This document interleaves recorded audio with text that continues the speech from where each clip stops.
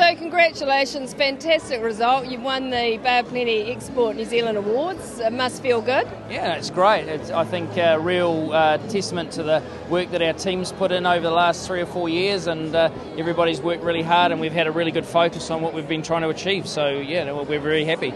So just describe really briefly what your business does.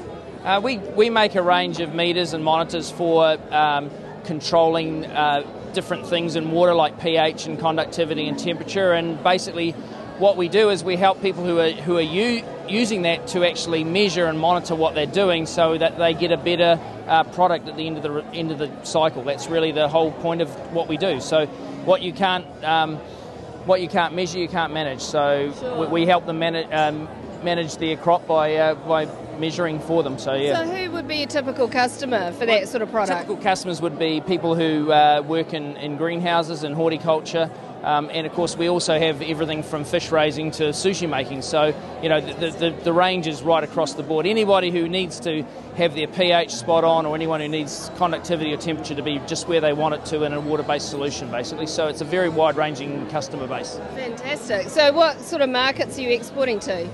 In terms of geography, well, our biggest market right now is the US, but also Europe is starting to really come on board for us, and also the UK and Australia. Australia has been a very long-term market for us. Fantastic. And if you had like a couple of top tips for exporters in terms of, you know, what you think is kind of behind your success, if you had a couple of bits of advice you'd pass on, what would they be? Well, I think they're the same bits of advice that I was given, and one is that there's no substitute for being there. You've got to be in the market. You can't try and drive this from New Zealand. You've got to be in the market either yourself, or you've got to have representatives who are in the market.